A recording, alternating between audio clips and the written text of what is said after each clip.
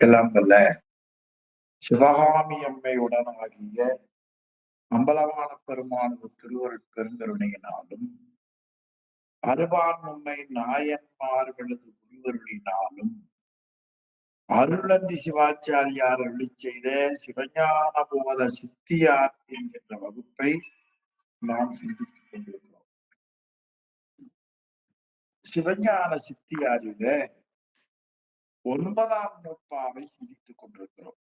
அதாவது ஞான நிட்டை கைவராதவர்களுக்கு உபாய நிட்டையால் ஆன்மா சுத்தி எய்துதல் என்பதை பற்றி கூற வந்த ஆசிரியர் பாசஞான, பசிஞான, பதிஞான இலக்கணங்களையும் சிவோகம்பாவனையின் இயல்பும் திரு அஞ்செழுத்து உண்மையையும் 9ஆம் நூற்பாவில் காட்டுகிறார்.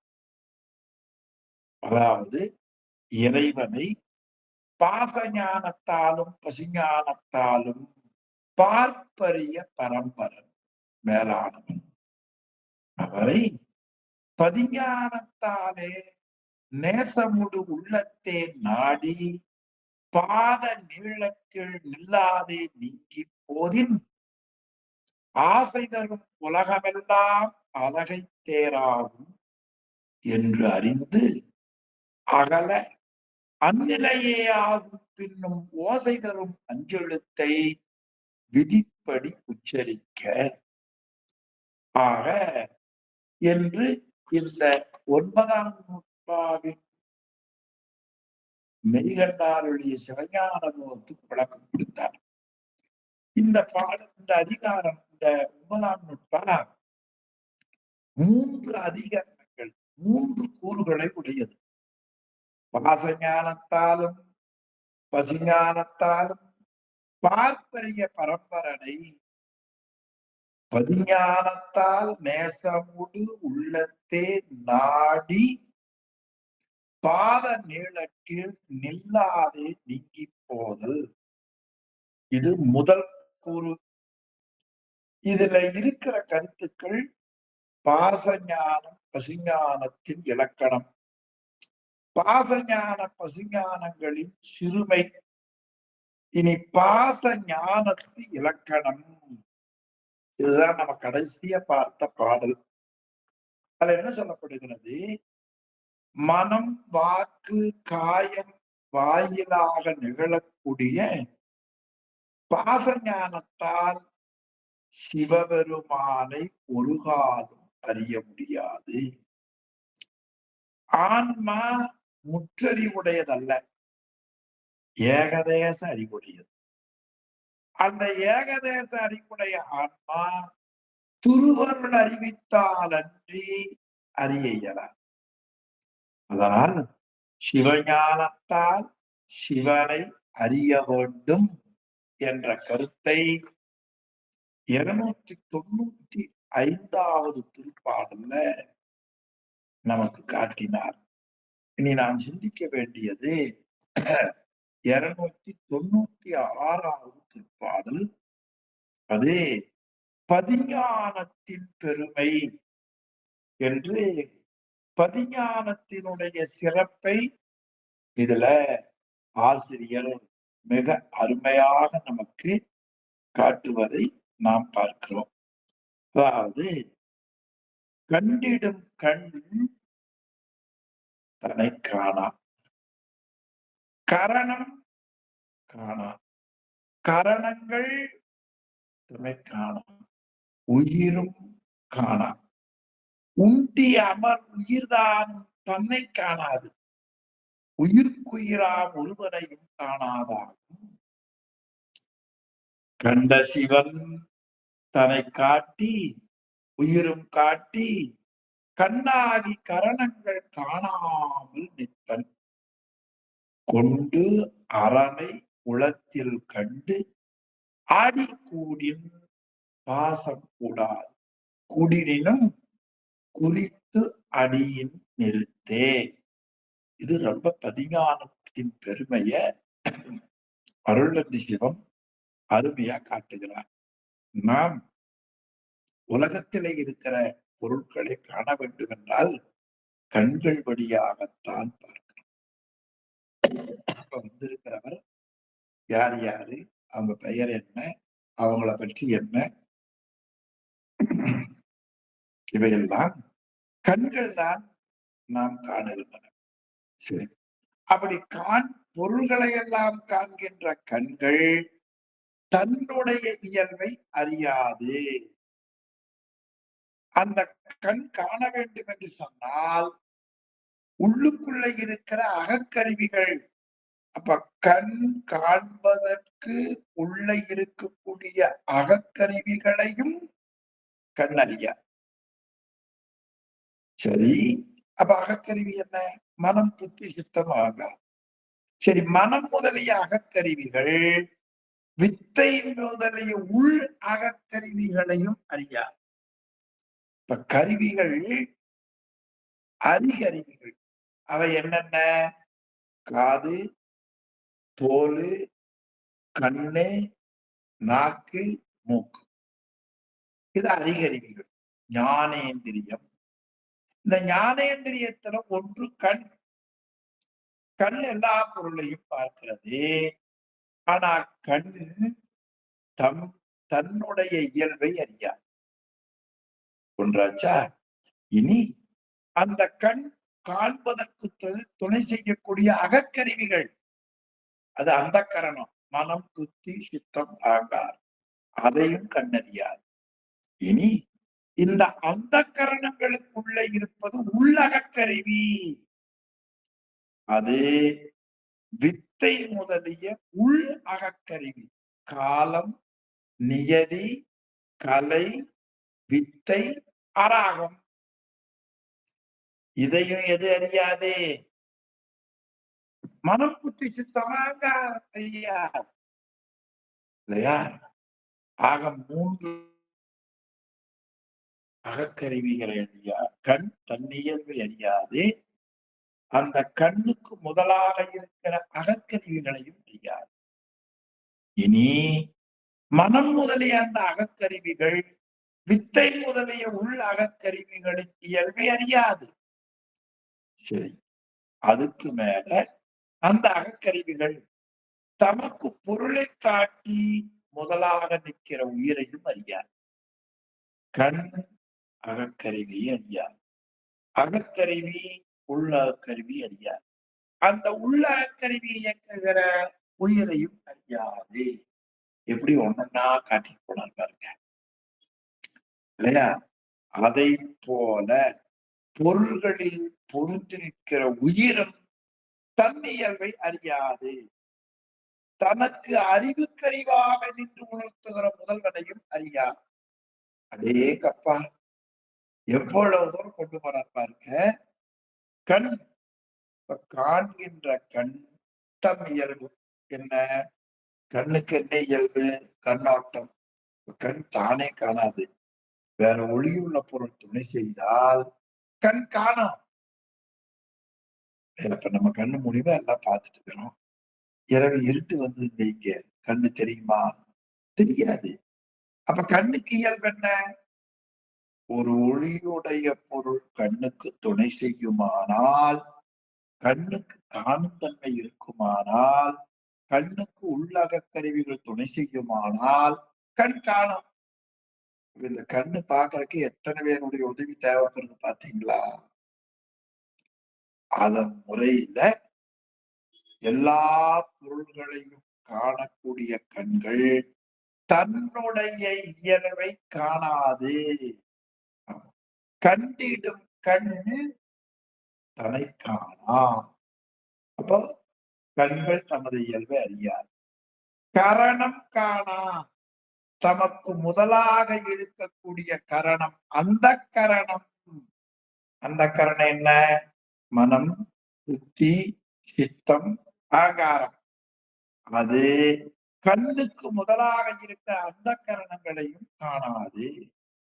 சரி, இந்த மனம் முதலிய அந்த கரணங்களுக்கு உள்ளு அந்த கரணம்னு ஒரு 5 இருக்கு. அவை என்ன? காலம், நியதி, கலை, வித்தை, அராகம். அந்த வித்தை சித்தை முதலிய உள்ளந்த கரணங்களும் கணங்களை காணலாம். அப்ப அதுவும் தமது இயல்பை அறிய மாட்டார். சரி, அந்த உள்ளந்த கரணம் தான் அறிவதற்கு முதலாக நிற்கக்கூடிய உயிரை அறியாது. கண் தன் இயல்பை அறியாது, அந்த கரணம் தனக்கு முதலாக இருப்பவற்றை உள்ளந்த கரணத்தை அறியாது, உள்ளந்த கரணத்தை அறியாது, உயிரை அறியாது. சரி, அந்த உயிராவது அவை போல உண்டி அமர் உயிர் தானும் தன்னை காணாது. விடைய அந்தந்த பொருள்கள்ல பொருந்தி அறியக்கூடிய ஆன்மாவும் தன்னுடைய இயல்பை அறிய மாட்டாது. அது போல அந்த உயிருக்குள்ளே இருக்கிறான் முதல்வன். உயிருக்கு உயிராக ஒருவனையும் காணாதே. அந்த உயிருக்கு உயிராக உயிரின் அறிவுக்கறிவாக நின்று உணர்த்தக்கூடிய முதல்வனையும் அறிய மாட்டாமல் நிற்கும். இதுதான் ரொம்ப சிந்தித்து எழுதியிருக்கிறார். இவை எல்லாவற்றையும்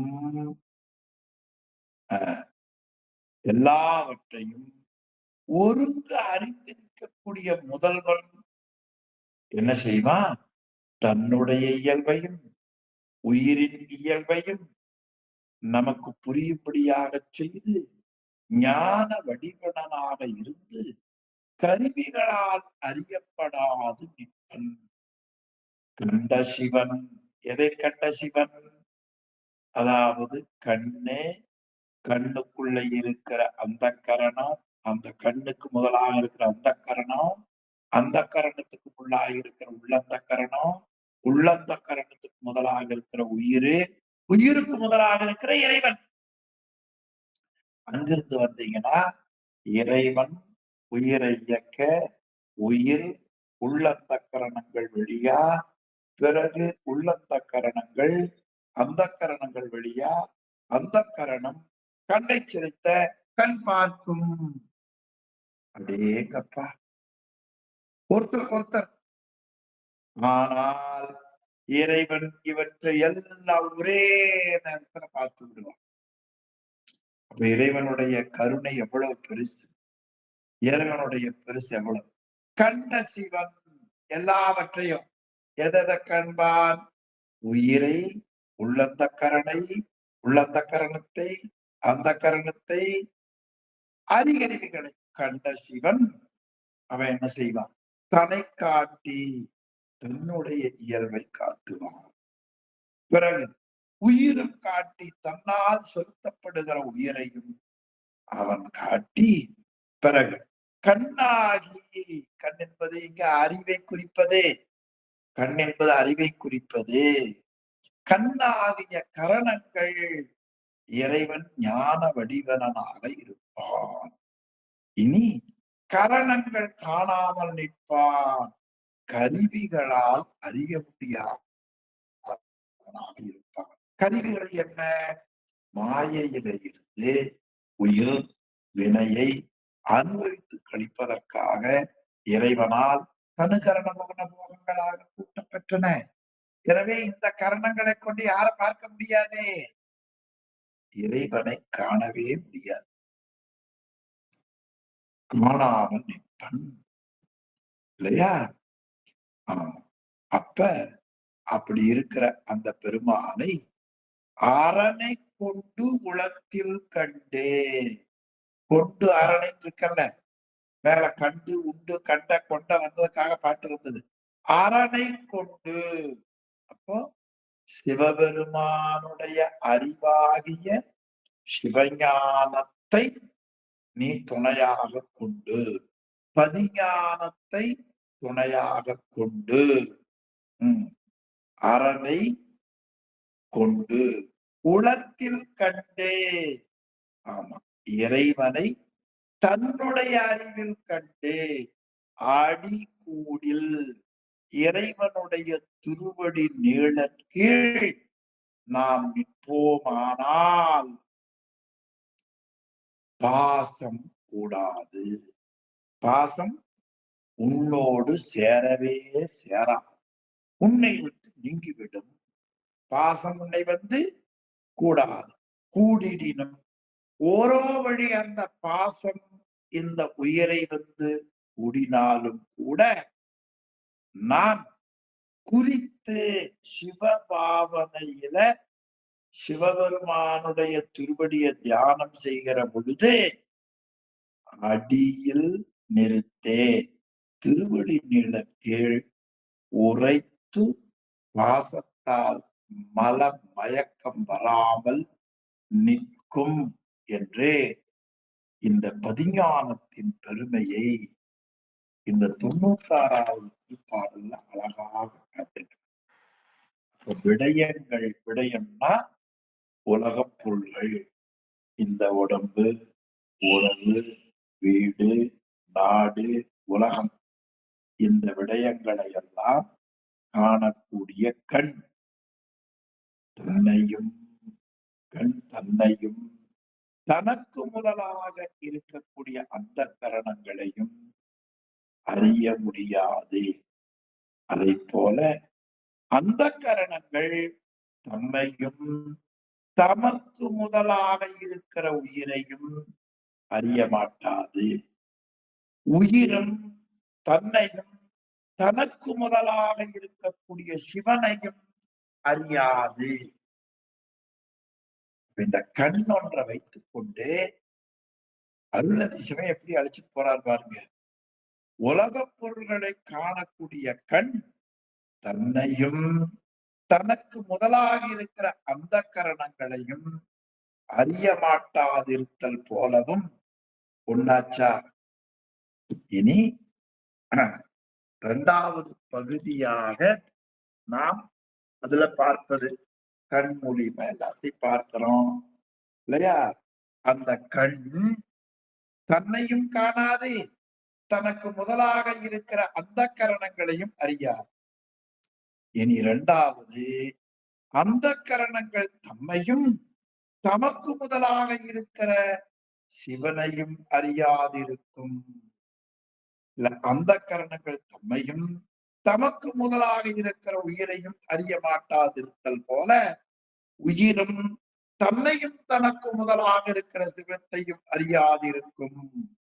இதையெல்லாம் ஒரே மாதிரி அறிந்து நிற்கக்கூடியவன் சிவன். அவன் தனது இயல்பையும் ஆன்மாவின் இயல்பையும் அந்த ஆன்மாவுக்கு விளக்கி தான் கரணங்களால் அறிய முடியாமல் நிற்பன். அப்ப இந்த கருவிகளை கொண்டு நாம் என்ன பண்ண முடியாது. இந்த கண்ணுக்கு சாமி தெரிய மாட்டார், இந்த கையில அவனை தொட முடியாது. எனவே அப்ப எப்படி அவனை நாம் எதால பாக்குறதுன்னா திருவருள் துணையாக கொண்டு சிவனை ஆன்ம அறிவில் கண்டு அந்த அருளோடு கூடி நிற்கக்கூடிய நிலை நமக்கு வருமானால் பாசம் நம்மை விட்டு நீங்கும். இல்லைன்னா ஆணவத்தை ஒழிக்கவே முடியும். பாசம் நம்மை விட்டு நீங்கும். சரி, நம்மை விட்டு நீங்கிய பாசம் ஓரோ கால் மீண்டும் சேரும். அதுக்கு வாசனா மலம்னு பேர். என்ன மலம்? வாசனா இல்லையா. அப்படி கூடினாலும் கூட நீ என்ன செய்ய வேண்டும். சிவோகம்பாவனையை விடாது செய்ய வேண்டும். அப்படி செய்தால் என்ன ஆகும். திருவருளே உனக்கு துணையாக நிற்கும். எனவே அதுவே உனக்கு அது அடிப்படையாக நின்று பாசம் கூடாமல் பார்க்கும். இந்த ஒரு அருமையான கருத்தை பதிஞானத்தின் சிறப்பு என்கிற முறையில் முதல் அதிகரணத்தில் ஆசிரியர் பாசஞானத்தாலும் பசுஞானத்தாலும் பார்ப்பரிய பரம்பரனை சிவபெருமானை பதிஞானத்தாலே நேசமுடு உள்ளத்தே நாடி நில்லாதே நீங்கி போத என்ற கருத்தை 4 பாடல்ல 3 முதல் கூறுல காமிச்சார். இனி 2ஆம் அதிகாரம். முதல் அதிகாரம் என்ன சொன்னாரு? அவருடைய பாத நீழல்ல இருக்கிற பொழுது வாசம் நீங்கும் சொன்னாரா? நீ 2வது கரணத்துல பாத நீழற்கீழ் நில்லாதே நீங்கி போதின் ஆசைதலும் உலகமெல்லாம் அழகை தேராம் என்று அறிந்து அகல அந்நிலையே ஆகும். இதான் 2வது அதிகாரம் சொல்லுகிறார். உயிராகிய நீ சிவஞானத்தால் இறைவனுடைய திருவடியில நிற்க வேண்டும் என்கிற ஒரு பயிற்சி பயம் பக்குவம் பெறுகிற பொழுது இந்த உலகத்துல எல்லா ஆசையும் தருகின்றன இல்லையா? உடம்பு, உணவு, செல்வம், உறவு இவெல்லாம் ஆசையை வளர்த்து கொண்டே போகின்றன.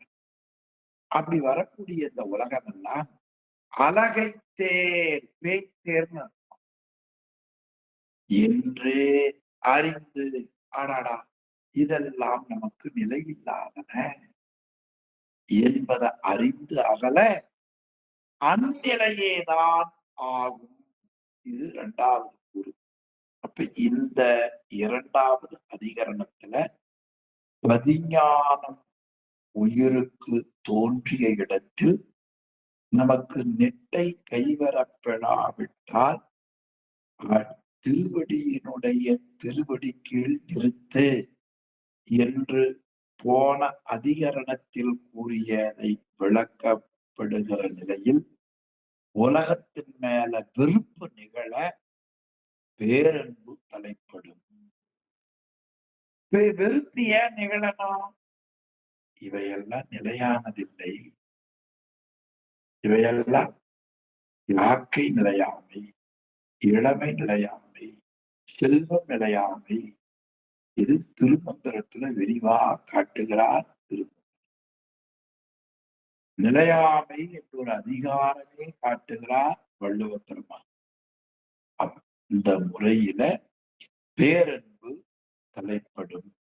அப்படி சாதிப்பதற்கு உரிய நிலைய சிவோகம்பாவனை அதை 2ஆம் அதிகரணத்தில் ஆசிரியர் கூற முற்படுகிறார். 297வது திருப்பாடல். அதாவது 2 பாடல்ல காட்டுகிறார்.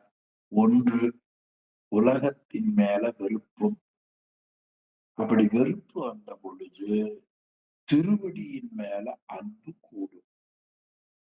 வேண்டாத பொருள் மேல வெறுப்பும் நிலையான பொருள் மேல விருப்பும் வருகிற முறைய 297வது பாடல்ல அருமையா காட்டுகிறார். எல்லாம் ஞாபகம் வச்சுக்கணும். சைவம் என்ன சொல்லுதுன்னு கேட்டீங்கன்னா, அதாவது நிலையற்ற அழியக்கூடிய பொருள்கள் மேல நிலையுடையது அழியாதது என்று பற்று வைத்துக் கொண்டிருக்கிறாயே, அது அழிந்த பிறகுதான் ஐயையோ போயிடுச்சேன்னு வருத்தப்படுவேன். அப்போ உனக்கு உடம்பு இருக்கிற பொழுது அழியக்கூடிய பொருள் மேல இருக்கிற பற்றை விட்டு விட்டு நிலையாக இருக்கக்கூடிய பொருளை பற்றுவாயாக என்று இதுல காட்டுகிறார். 297வது திருப்பாடல் ரொம்ப அருமையான திருப்பாடல். குறித்து அடியில் நின்று மேல் பாட்டில் என்ன காட்டினார்? அடி கூடின் பாசம் கூடாது. திருவடி சிந்தனையே இருந்தார். இது தேவார வரியில சொன்னா அப்பர் சாமி சொல்லுகிறார். அல்லல் என் செய்யும் அருவினை என் செய்யும் தொல்லை வல்வினை தொந்தந்தான் என் செய்யும் தில்லை மாநகர் சிற்றம்பலவனாருக்கே எல்லை இல்லாதோர் அடிமை உண்டேனுக்கே. நாம இறைவனுக்கு அடிமையாகிவிட்டால் எந்த துன்பமும் கிடைத்தாக்க அப்பர் பெருமான் காட்டுகிறார். அப்ப அடி கூடின் பாசம் கூடாது. அப்படி கூடினாலும் கூட அந்த திருவடியில சிவோகம்பாவனையின் மூலமாக உள்ளத்தில் இருந்து அதத்தான் குறித்து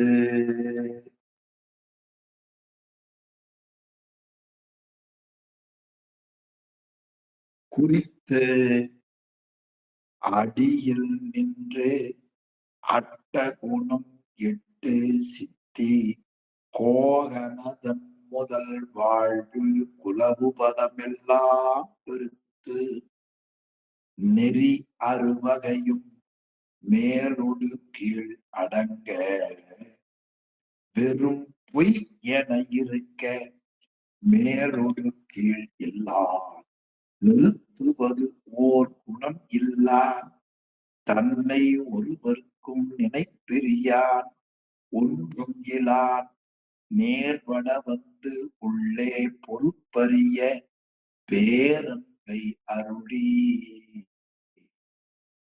அவன் வழியே புகுந்துடுவன் எங்கும் இலா போகத்தை புரிந்தே.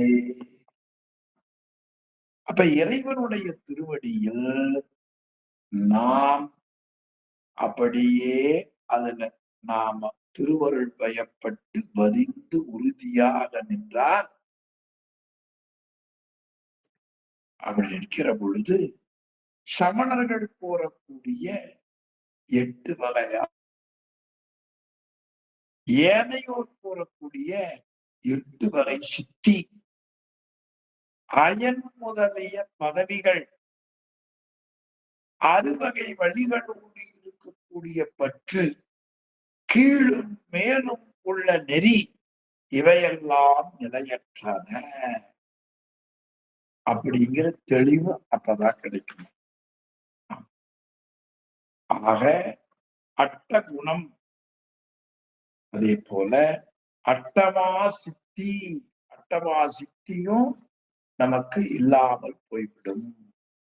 இது நிலையில்லை. அதுக்கு முன்னாடி அதுதான் ரொம்ப பெருசு என்று நாம் எண்ணிக்கொண்டிருப்போம். அதுபோல அது இல்லை என்று நாம் தெரிந்து கொள்வது. ரொம்ப அருமையா ஒரு பாடல்ல அட்ட குணம் என்பதை அருமையா காட்டினார். 8 இம்மையே ஈரெட்டு 264வது பாடல். அது காட்ட வேண்டாம், அதுல காட்டுகிறார். ஆமா. ஆக அந்த 8 குணம் அவையெல்லாம் நீங்க பெற்று எது எது 8 வகையில புத்தி, அதாவது உலோகாயர் என்று சொல்லக்கூடியவர்கள் இம்மையே ஈரெட்டாண்டெய்தி எழிலாரும் ஏந்திழையார் முத்தி இரும் சுவர்க்கம் முத்தி கந்தம் அறக்கெடுகை முத்தி அட்டகுண முத்தி. இதுதான் அட்டகுண முத்தி தான் குறித்து இந்த திருப்பாடல்ல சொல்லப்படுவது. முதல் தொடர்ல குறித்து அடியில் நின்று அட்டகுணம் 8 சித்தி. அட்டகுணம் என்ன?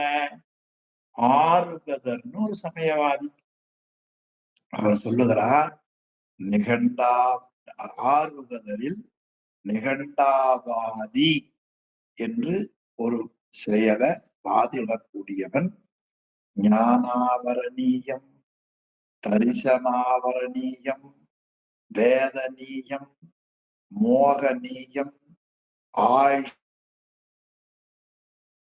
கோத்திரம், அந்தராயம் என்று 8 தீக்குணங்கள். அதை நீங்கி அனந்த ஞானம், அனந்த தரிசனம், அனந்த வீரியம், அனந்த சுகம், நிர்நாமம், நிர்கோத்திரம், நிராயுஷ்யம், சம்யதா பாவம் என்ற நற்குணங்களையும் 8ஐயும் பெறுதலே முத்தி என்று காட்டுகிறார்.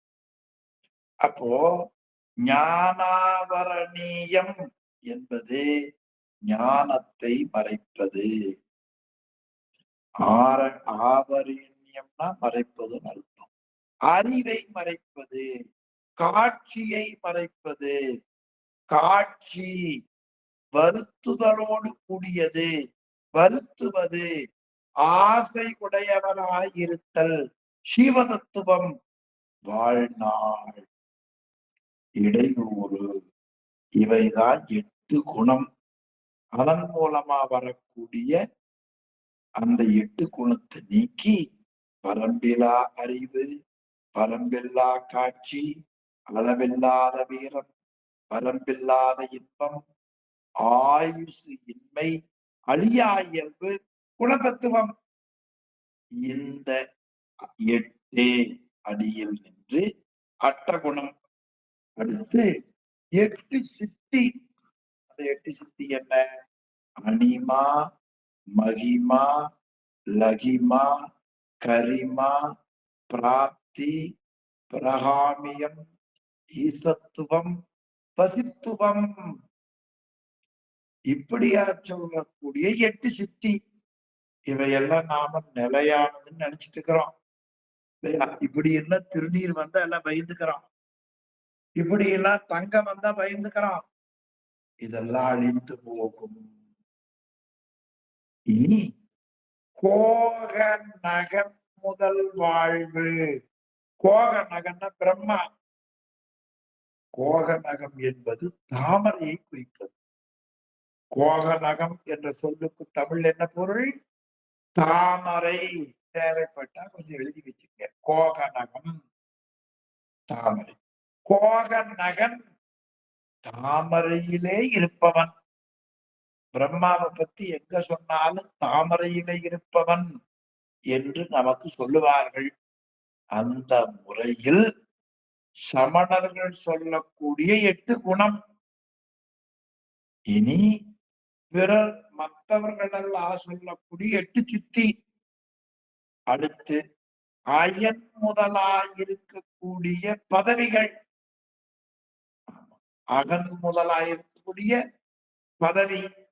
அதுக்கப்புறம் சொன்னார் பாருங்க, அதன் வயலாயிருக்கக்கூடிய பதவி. அதுக்கு மேல் குலவு பதம் எல்லாம் பெருத்து. வாழ்க்கையில நமக்கு அதாவது இறைவனுடைய திருவடியில உறுதியாக நின்று அந்த நேரத்துல சமணர்கள் முதலிய கூறக்கூடிய 8 குணத்தால இருப்பதே பெருசு என்று வாழாமல், பிறகு அனிமா லகிமா உள்ள சொல்லக்கூடிய 8 சித்திகள் தான் உயர்ந்தது என்று வாழாமல், பிரம்ம முதலிய பதவியெல்லாம் உயர்ந்தது என்று வாழாமல், இவையெல்லாம் அழியக்கூடியது என்று பெருத்து அறுவகை வழிகளோடும் நெறி அறுவகை ரொம்ப அருமையா காட்டினார். அப்ப நெறி அறுவகை என்ன? அத்துவாக்கள்.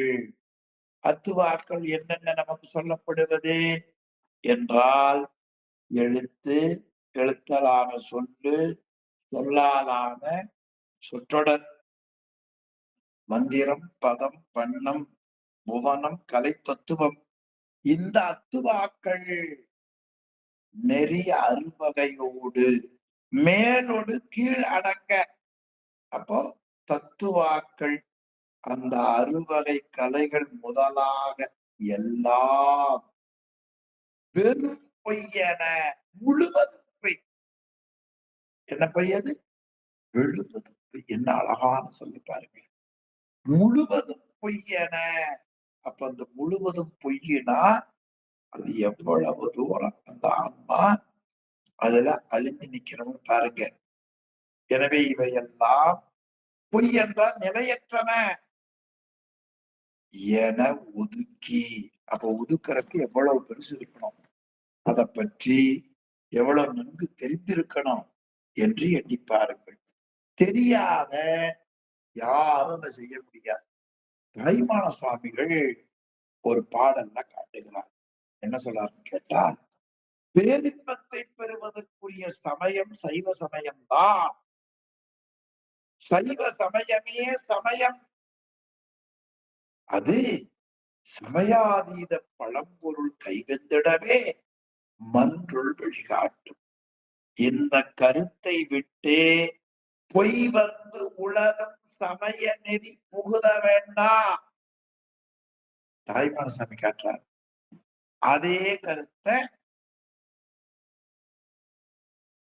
அட்டகுணம், எட்டு சித்தி, பிரம்ம வாழ்வு முதலாக இருக்கிற பல பதவிகள் இவையெல்லாம் வெறுத்து அத்துவாக்கள் வழி மேலோடு கீழடங்க இதெல்லாம் வெறும் பொய், நிலையில்லாதன என்று நினைத்திருக்க மேலோடு கீழில்லான். ரொம்ப அருமையா காட்ட பாருங்க. மேல்னா தொடக்கம், கீழ்னா முடிவு. அதுதான் 30 நாள் பாடணும். மேல் என்பதை கீழ் என்பதை. மேல் என்பது ஆதி, கீழ் என்பது அந்தம். அதனால மேலொடு கீழ் இல்லா, கீழ் இல்லா ஆதியும் அந்தமும் இல்லா அரும் பெரும் சோதியை யாம் பாட. அந்த ஆதியும் அந்தம் இல்லா அரும்பெரும் ஜோதிதான் மேலோடு கீழ் இல்லா. அப்படி மேலோடு கீழ் இல்லாதவன் நிறுத்துவது ஓர் உடம் இல்லா. ஆக உள்ள நெறிகளெல்லாம் நிலையற்றன என்று ஒதுக்கி சிவபெருமானையே நினைத்தால் மேல் கீழ் என்னும் வரையறைக்கு உட்படாதவனாய் யாதொரு பற்றும் இல்லாதவனாக இருப்பவன். அப்ப இன்ன இயல்பு என்று உறுதிப்படுத்த முடியாதவன், தன்னை ஒருவருக்கும் நினைப்பு அறியார், தன்னை ஒருவருக்கும் நினைப்பறியார். அப்ப அறிவித்தாலன்றி பிறர் தன்னை அறியாத பெற்றியவனாய் இருக்கக்கூடிய ஒன்றும் இலான், ஒரு பற்றும் இல்லாத இறைவன். ஒன்றும் இலான், அப்படி ஒன்றும் இல்லாதவனாகிய சிவன் நேர்பட வந்து, எங்க வந்து? உள்ளே வந்து அந்த இறைவன் என்ன செய்வான்? ஆன்ம அறிவிலே தோன்றுவான். எப்ப தோன்றுவான் என்றால் குணமெட்டும் சித்தியெட்டும் பிரம்மபத வாழ்க்கையின் மேலேயும் வெறுப்பு வருகிற பொழுது வருவான். இதை யான் எனது என்று அற்ற இடமே திருவடி. அப்பதான் உள்ளே வருவான். வந்து அவன் என்ன செய்வான்? பொறுப்பறிய பேரன்பை அருளி பொருத்துவதற்கு அதாவது பொருத்தற்கரிய பெரும் காதலை கொடுப்பான். பொறுப்பறிய பேரன்பை அருளி பிறகு அதன் வழியே அந்த அன்பின் வழியாக எங்கும் இல்லாத மோகத்தை புரிந்தே புகுந்துடுவான். எந்த இடத்திலும் அறிதற்கரிய திருவடி பேரின்பத்தை அருளி புகுத்திடுவான். அந்த ஆன்மாவின் அறிவுக்குள்ளே நிற்பான். அப்படின்னா இதை எப்படி கண்டுபிடிச்சிருப்பார் அருளந்தி சிவாச்சாரியார்? அது ஒண்ணு எளிமை இல்லை. அவர் குருநாதர் மெய்கண்டார் சொல்லிக் கொடுத்தார். மெய்கண்டாருக்கு எப்படி தெரிஞ்சது? பரஞ்சோதி முனிவர் சொல்லிக் கொடுத்தார். பரஞ்சோதி முனிவருக்கு எப்படி தெரிந்தது? சத்தியஞான தரிசனி சொல்லிக் கொடுத்தார். சத்தியஞான தரிசனி எப்படி தெரிஞ்சது? சனற்குமாரர் சொல்லிக் கொடுத்தார். சனற்குமாரர் எப்படி தெரிஞ்சது? நந்தியம் பெருமான் சொல்லிக் கொடுத்தார். நந்தியம் பெருமானுக்கு யார் சொன்னா? சிவபெருமான் சொல்லிக் கொடுத்தார். அப்ப சிவனே இவையெல்லாம் நமக்கு சொல்லுகின்றன. அந்த ஒரு முறையில் நம்முடைய உயிரினுடைய அறிவுக்குள்ள பேரன்பு மீதுமாறு செய்து அந்த அன்பின் வழியாக புகுந்து வரம்பில் இன்பம், அதுதான் எங்கும் இலா போகம். எந்த இடத்திலேயும் ஒரு கட்டுப்பாடுள்ள வரம்பில்லாத பேரின்பத்தை அவன் வழங்கி அருளுவான். இந்த திருவடி அன்பு தலைப்படுதல். அப்போ ஒரு உயிர் வரம்பில்லா இன்பத்தை அனுபவிக்க வேண்டும் என்றால் அந்த உயிர் என்ன நிலைக்கு மாற வேண்டும்? அன்புடையதாக மாற வேண்டும்.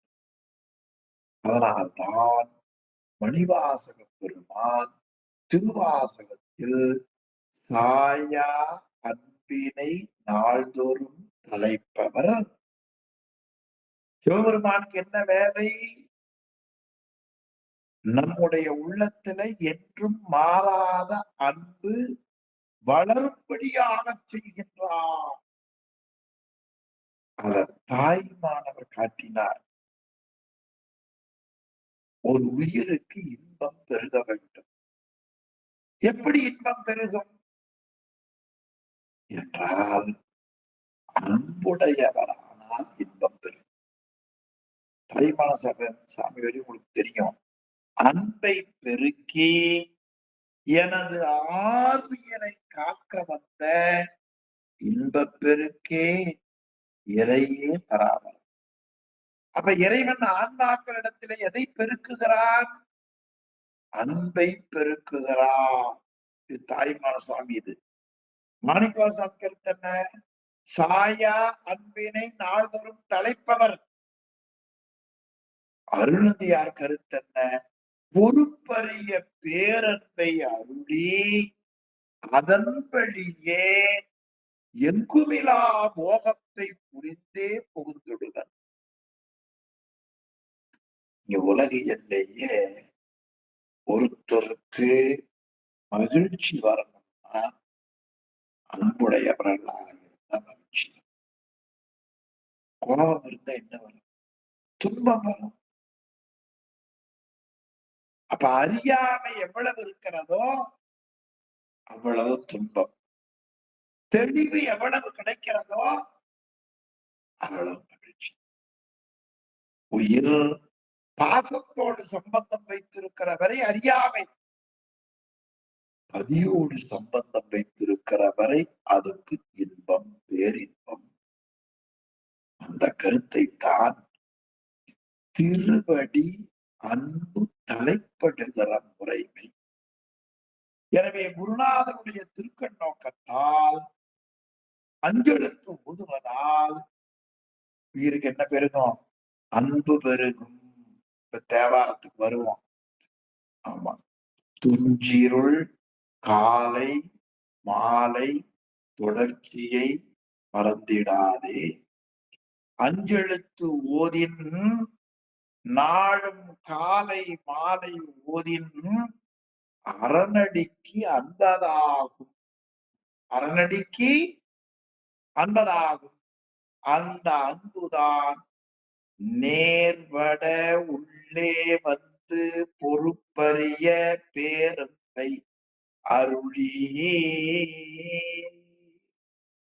அதன் வழியே எங்குமிலா போகத்தை புரிந்தே புகுந்துடுவான்.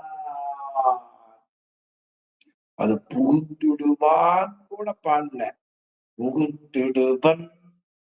புகுந்துடுவான்னா இறந்த காலம் இல்லையோ, எதிர்காலம். புகுந்துடுவான், புகுந்துடுவன்.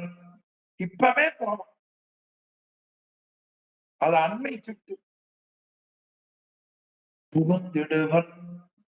எனவே அந்த பேரன்பு மீதூர அதன் பிறகுதான் இறைவன் எங்க வருவான்? உன் உள்ளத்துக்குள்ளே வருவான். இப்ப நாம் அன்புடையவர்களாக மாற வேண்டும். அன்புடையவர்களாக மாறுவதற்கு தடையாக இருப்பது எது? ஐயா, ஆசை. இந்த இந்த பதவி இருக்கட்டும், அந்த பதவி இருக்கட்டும், சித்திகள் கைவரப்பெறுமோ, சமணர்கள் கூறக்கூடிய இதெல்லாம் வெறுத்து ஏன் வெறுக்கணும்? ஒருத்தர் நம்மளுக்கு சண்டை போடுறாரு வைங்க, அவங்க மேல வெறுப்பு வந்துடணும். ஆனா நாம எதை வெறுக்கிறோம்? நல்ல ஆசிரியரை வெறுக்கிறோம், நல்ல மந்திரத்தை வெறுக்கிறோம், நல்ல வழிபாட்டை வெறுக்கிறோம். நெறியெல்லாம் நெறியை காட்டுகிறவர்களை விரும்புகிறோம். அப்படி நம்முடைய மனம் மாற்றமடைய. இறைவன் யார்?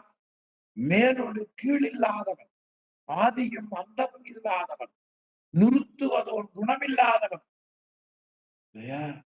அவன் கால வரையறைக்கு எல்லை இல்லாதவன். தன்னை ஒருவருக்கு நிறைப்பறியான் ஒன்றும் இல்லான்.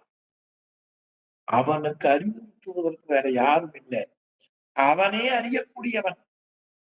அவன் நேர்பட உள்ளே வந்து, குருநாதனாக உள்ளே வந்து, பொறுப்பறிய பேரன்பை அருளி, அதன் வழியே எங்குமிலா மோகத்தை புரிந்து வரம்பில் இன்பத்தை வழங்கி அருள்வான் என்று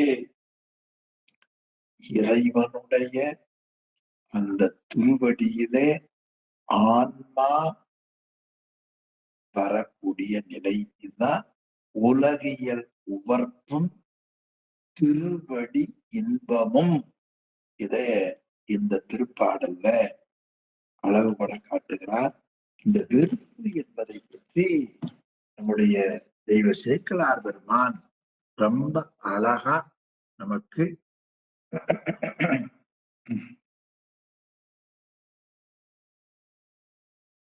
அதாவது கிளறித்தெளிவார் நாயனார் புராணத்துல காட்டுகிறார். உலகியல் நிலையும் உலகியல் இயல்பும் அரசியல் இயல்பும் நிலையற்றன என உணர்ந்து. சேரமான் பெருமாள் நாயனார் என்ன நினைத்தாராம்?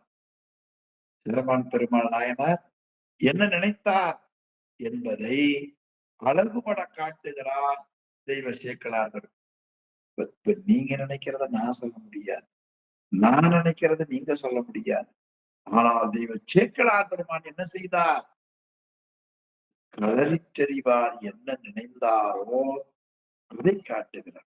சரி, களறித் தெரிவார் என்ன நினைந்தார் என்றால், அவர் ஒரு அரச குலத்துல பிறந்தார்.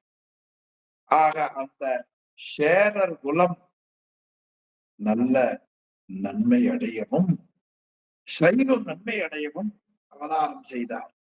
அப்ப அவர் ஒண்ணு உணர்ந்தார். உலகின் இயல்பும் அரசு இயல்பும் உறுதி அல்ல, நிலையுடையது அல்ல என உணர்வார். இதுதான் சிவனடியே சித்திக்கும் திருப்பெரு ஞானம், பவமதனை அறமாற்றி பாங்கிரல் ஓங்கிய ஞானம், உவமையலா கலைஞானம், உணர்வறிய மெஞ்ஞானம், தவ முதல்வர் சம்பந்தம் தாம் உணர்ந்தார். அதேதான் களறிற்றறிவார். உறுதி அல்ல என உணர்வார். அந்த உறுதி அல்ல என்பதைத்தான் குலவு பதமெல்லாம் வெறுத்து வெறும் பொய்யென நினைந்திருக்க, ஆதியும் அந்தம் ஆகிய மேலோடு கீழ் இல்லாதவன், ஒரு வரம் குணமில்லாதவன் நேர்பட வந்து உள்ளே பொறுப்பறிய பேரன்பை அருளுவான். அந்த அன்பின் வழியே வரம்பில்லாத பேரின்பத்தை கொடுப்பார். அப்ப களறிற்றறிவார் என்ன செய்தார்? உலகின் இயல்பும் அரசு இயல்பும் உறுதி அல்ல என உணர்வார். அதனால என்ன செய்தார்? உலக வாழ்க்கைக்கு போகல, அரச வாழ்க்கைக்கு போகல. எதை கடைபிடித்தார்? புலனை எழுந்து புலல் மூழ்கி புனித வெண்ணீற்றிலும் மூழ்கி நிலவு துரு நந்தனவனத்து நீடும் பணிகள் பல செய்து மலரும் முகையும் கொணர்ந்து திருமாலை சாத்த அன்றாட பணி செய்தால் அளரிற்றறிவார். அப்ப தோத்திரமும் பெரிய புராணமும் சாஸ்திரமும் பேரன்பை எப்படி வளர்ப்பது என்பதை நமக்கு காட்டுகிறது. அந்த பேரன்புதான் திருவடி அன்பு. அந்த திருவடி அன்பில் தான் நாம் தலைப்பட வேண்டும். அதை எனக்கு திருவருள் கொடுக்க வேண்டும், நீங்களும் வாழ்த்த வேண்டும் என்று வேண்டி இந்த அளவிலே இன்றைய வகுப்பை நிறைவு செய்வோம். சிவாய நம. திருச்சிற்றம்பலம். ஐயா ஓதாமூர்த்தி ஐயா. சிவாய நம ஐயா. ஐயா கண்ணப்பன் ஒப்பதோர் அன்பு பாடுங்க ஐயா. சரிங்க சரி. சிவாய திருச்சிற்றம்பலம். கண்ணப்பன் ஒப்பதோர் அன்பின்மை கண்டபின் என்னப்பன் என்னொப்பில் என்னையும் ஆட்கொண்டு அருளி பண்ணப்பணித்து